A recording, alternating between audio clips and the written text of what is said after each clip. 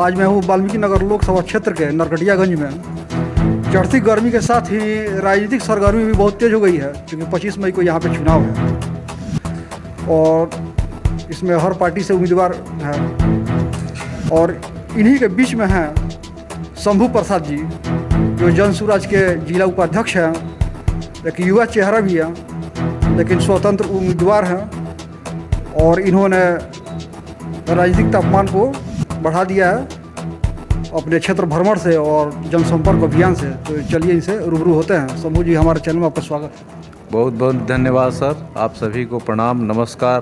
क्षेत्र के सभी सम्मानित जनता को नमस्कार। इसमें जो महागठबंधन है और एनडीए है, तो दोनों का ध्रुवीकरण हो चुका है। जैसा कि कयास लगाया जा रहा है कि आर पार की लड़ाई हो रही है, लेकिन इसमें आपने भी हलचल मचा दिया है। तो उन लोगों का तो उनका आला कमान जो नेता हैं, जो बड़ी पार्टियां हैं, तो उन लोगों का अपना चुनावी एजेंडा होता है जिससे पूरा भारत परिचित है। आप जब स्वतंत्र रूप से उतरे हैं, तो इसमें आप क्या अपना एजेंडा बनाए हैं, क्या आपका उद्देश्य है? जी, सबसे पहले तो जो दो बड़ी दल की बात आप कर रहे हैं वो अन्य जगह हो सकता है, वाल्मीकि नगर में हमको ऐसा नहीं दिख रहा। वाल्मीकि नगर में मेरे प्रति यानी कि शंभू प्रसाद के प्रति, विशेषकर युवाओं में, विशेषकर बाकी सभी लोगों में है, बुजुर्गों में है, उनको लगता है कि बुजुर्ग को लगता है कि कोई एक ऐसा नौजवान हमको अपने बेटे के रूप में वो लोग देख रहा है। जो यूथ है वो अपने भाई के रूप में देख रहा है, बड़े भाई के रूप में देख रहा है। जो बच्चा है वो भैया अंकल के रूप में देख रहा है कि यही व्यक्ति है जो चंपारण को सुधार सकता है, अच्छे सिस्टम पे लेके आ सकता है, जो यहाँ की व्यवस्थाएं जो बिगड़ी हुई हैं उसको यही सही तरीके से अपने जगह पे लेके आ सकता है। उनको ऐसा दिख रहा है। अब इसमें क्या है कि जो भी चेहरे मतलब उतरे हैं, लेकिन इसमें आपका पहचान जो बन रहा है और लोगों के जुबान पे आपका चर्चा है। चूँकि हम लोग भी फील्ड में घूमते हैं, तो हम लोग के पास भी चारों तरह की बातें आती हैं सुनने में। तो क्या आप पूर्ण आशावादी तरीके से चुनाव लड़? देखिए, हमारा जो वोट मांग रहा है वो हम तो 2, 5, 10, 20, 50 लोग को लेके जा रहे हैं, वो वोट मांग रहे हैं। लेकिन वहाँ से आने के बाद जो आम जनता है, जो बेरोजगार है, जो यूथ पढ़ा लिखा है और उसको नौकरी नहीं मिला है, वो जो बच्चा पढ़ाई कर रहा है उसको दिशा नहीं मिल रही है, वो जो बुजुर्ग जिसका तबीयत खराब है, वो अपने स्वास्थ्य के लिए जो सजग है, वो लोग हमारे लिए वोट मांग रहे हैं। तो हम अपना वोट तो मांग ही रहे हैं। यदि मार्केट में इतनी बड़ी गूंज गुज रही है तो एक आदमी के चिल्लाने से नहीं गुज रही है। पूरा जो भी जनता है, आम जनता है, दबे कुचले जो लोग हैं, जो पीड़ित लोग हैं, जो युवा हैं, जिनको रोजगार की कमी है, सारी जो योजनाएं हैं धरातल पे नहीं आ रही हैं, वो लोग हमारे लिए वोट मांग रहा है। तो वोट का संख्या मल्टीप्लाई होगा ना, ऐसे हायरार्की ऐसे बनेगा। हम 1 मांगे हैं, पीओ 10 मांगेगा, वो 20 मांगे, ऐसे हायरार्की बनेगा। तो इसलिए मेरी जो गूंज है बहुत बड़े लेवल पे है और चुनाव हम लोग जीत चुके हैं। बाकी औपचारिकता है, 4 तारीख को औपचारिकता पूरी होगी। चुनाव हम लोग निकाल चुके हैं। ये युवाओं का चुनाव है, ये किसी शंभू जी का, किसी विशेष आदमी का चुनाव नहीं है। ये युवा इस चुनाव को अपना मुहिम बना के एक मिशन की तरह से वो लोग काम कर रहा है। और 2 दशक से यहाँ पे एनडीए की सरकार आपने देखा है, हम लोग भी देख रहे हैं। उसके बावजूद भी यहाँ आज भी रोजगार पे, स्वास्थ्य और शिक्षा पे ही वोट लोग मांग रहा है। और 2 दशक से एनडीए की सरकार है, बीच में थोड़ा सा ढुलमुल हुआ है जो नीतीश जी इधर उधर किए हैं। तो आप अगर चुनाव जीत जाते हैं तो आपकी क्या प्राथमिकताएं रहेंगी, आप क्या कीजिएगा क्षेत्र की? देखिए, हम किसी सरकार का ना तारीफ करेंगे ना शिकायत करेंगे। सभी लोग ने जितना काम करना था किया, बढ़िया किया है, किसी का कमी नहीं है। लेकिन ईमानदारी से पत्रकार बंधु आप बताइए कि बिहार में स्वास्थ्य की क्या स्थिति है, हमको आपको पता है। अगर आपकी तबीयत खराब होगी, ज़्यादा अगर ईश्वर न करे हो, लेकिन अगर मेजर तबीयत खराब होगा तो क्या आप कहाँ जाइएगा?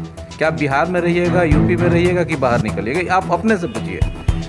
ठीक है, स्थितियाँ सुधरी हैं, पहले की अपेक्षा बहुत सुधरी है, लेकिन अभी वो सुधार नहीं हुआ है जो होना चाहिए। तो मेरा बेसिक कहना है कि अगर जनता मौका देगी तो सारी चीज़ें, विशेषकर स्वास्थ्य से संबंधित आपने बात की, उसको शिक्षा और रोजगार, ये मेरा मेन जो जड़ है, मेरी मेन पकड़ है, मेरी मेन मांग है, मेरा जो उद्देश्य है, मेरा जो मिशन है, उस मिशन का एक हिस्सा ही ये है चुनाव। पूरा संपूर्ण मिशन नहीं है, चुनाव संपूर्ण मिशन नहीं है।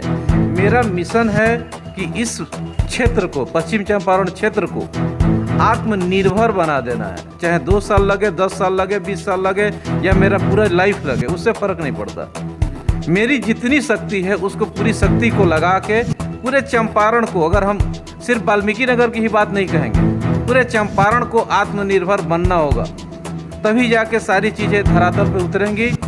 शिक्षा में आपको गुणवत्ता लानी होगी, सिर्फ रिजल्ट इतना परसेंट से नहीं होगा। तकनीकी शिक्षा को बढ़ावा देना होगा।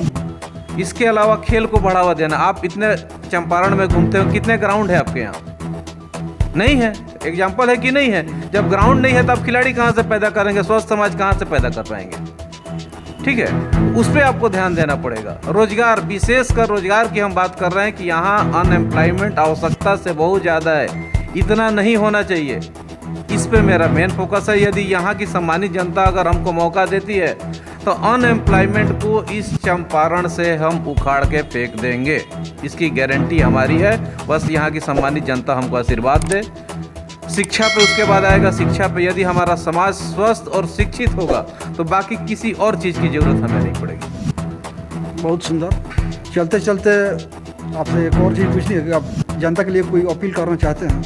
निश्चित करना चाहते हैं। युवाओं को, जनता को, बुजुर्ग को, माता बहनी को, सबको हम अपील करना चाहते हैं कि इस चुनाव को, जिसमें आपका भाई, आपका भतीजा, आपका घर का एक सदस्य खड़ा है चुनाव में, इस चुनाव को अपना मुहिम बना लीजिए।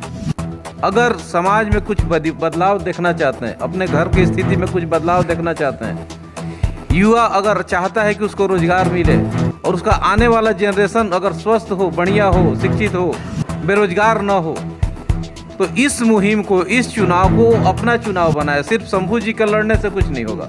आप सभी जनता जनार्दन से सादरपूर्वक निवेदन है कि इस चुनाव को आप लोग अपना चुनाव बनाइए, अपने मस्तक का ताज बनाने के लिए सोचिए।